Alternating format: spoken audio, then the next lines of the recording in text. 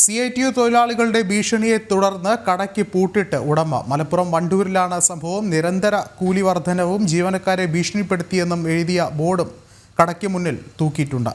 കട നിർത്തേണ്ട സാഹചര്യമാണെന്നും ഉടമ പറയുന്നു. ശിവദാസ് കന്മനം തയ്യാറാക്കിയ റിപ്പോർട്ടിലേക്ക്.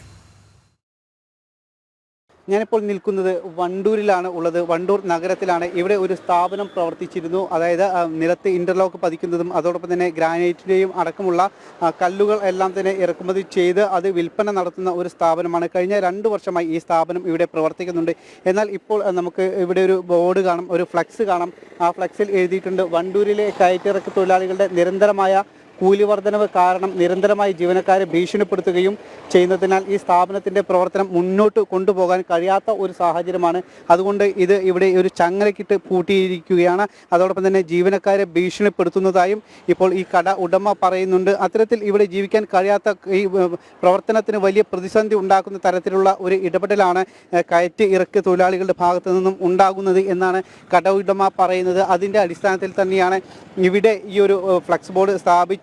കഴിഞ്ഞ 2 വർഷമായി നല്ല രീതിയിൽ തന്നെയാണ് പ്രവർത്തിച്ചിരിക്കുന്നത്. എന്നാൽ ഭീമമായ ഇറക്ക് ചുമട്ട് തൊഴിലാളികളുടെ കൂലി അത് വലിയൊരു പ്രതിസന്ധി സൃഷ്ടിക്കുന്നുണ്ട്. ഇനിയും അത്തരത്തിൽ അത് തുടർന്നാൽ ഈ കട മുന്നോട്ട് കൊണ്ടുപോകാൻ കഴിയാത്ത ഒരു സാഹചര്യമാണെന്നാണ് കടയുടമ പറയുന്നത്. നമുക്ക് അദ്ദേഹത്തോട് തന്നെ ചോദിക്കാം, അദ്ദേഹത്തിൻ്റെ ഈ പ്രശ്നങ്ങൾ, ഇത് ഇങ്ങനെ ഒരു ഫ്ലക്സ് ബോർഡ് വെക്കാനുണ്ടായ ഒരു സാഹചര്യം എന്താണ്? ഇതിപ്പോൾ വളരെ പെട്ടെന്ന് ഒരു കൂലി വർധന ആവശ്യപ്പെട്ടതനുസരിച്ചാണ് നമ്മളിങ്ങനെ വെക്കാനുള്ള കാരണം. അവർ 2 വർഷം മുമ്പ് ഒരു കൂലി ചർച്ച നടക്കുകയും അന്ന് തന്നെ വളരെ ഭീമമായിട്ടുള്ള ഒരു സംഖ്യ ആവശ്യപ്പെട്ടതനുസരിച്ച് നമ്മൾ നടത്താതെ ഇവിടെ നിന്ന് പിന്മാറുന്ന സാഹചര്യമാണ് ഉണ്ടായിരുന്നത്.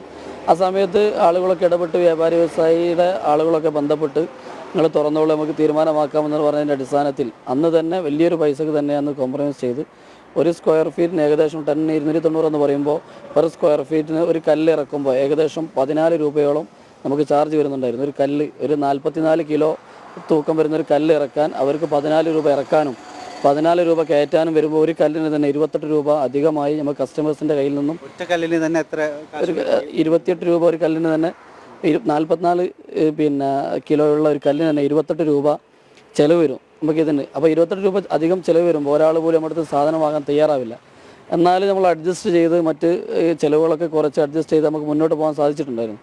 പക്ഷേ ഇനിയും കൂട്ടാമെന്ന് പറയുമ്പോൾ നമുക്ക് മുന്നോട്ട് പോകാൻ പറ്റാത്ത സാഹചര്യമാണുള്ളത്. അതുകൊണ്ടാണ് നമ്മൾ കൂട്ടാനുള്ള തീരുമാനമെടുത്തത്. ഇനിയും അവരെ കൂട്ടണം എന്നാണ് പറയുന്നത്, ആവശ്യപ്പെടുന്നത് അങ്ങനെയാണ്. ഇനിയും അവർ കൂട്ടണമെന്നാണ് ആവശ്യപ്പെടുന്നത്. പക്ഷേ നമ്മൾ അംഗീകരിച്ച് കൊടുത്താൽ നമുക്ക് മുന്നോട്ട് പോകാൻ സാധിക്കില്ല.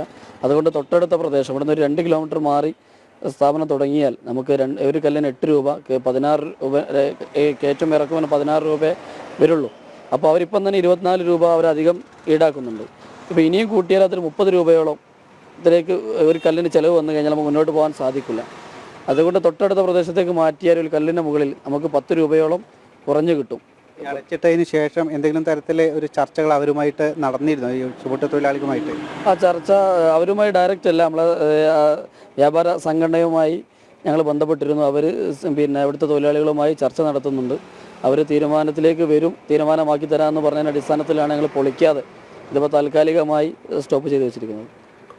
ഇതാണ് ഈ കട ഉടമയ്ക്ക് പറയാനുള്ളത്. ഇങ്ങനെ നിക്ഷേപക സംരംഭക സൗഹൃദ സംസ്ഥാനം എന്ന് പറയുമ്പോഴും ഇത്തരത്തിൽ നിരവധി പ്രതിസന്ധിയാണ് ഓരോ കടയുടമയും ഭാഗത്തു നിന്നും ഉണ്ടാകുന്നത്, അല്ലെങ്കിൽ അവർക്ക് ഇത്തരത്തിൽ കടകൾ പ്രവർത്തിക്കുമ്പോൾ ഉണ്ടാകുന്നത്. ഇങ്ങനെയുള്ള കാര്യങ്ങളെല്ലാം തന്നെ കൃത്യമായി തന്നെ പരിഹരിച്ചാൽ മാത്രമേ ഇവിടെ സംരംഭവും അതോടൊപ്പം തന്നെ ഇത്തരത്തിലുള്ള കച്ചവടക്കാരുടെ ജീവിതവും എല്ലാം തന്നെ പ്രയാസമില്ലാതെ മുന്നോട്ട് കൊണ്ടുപോകാൻ കഴിയും.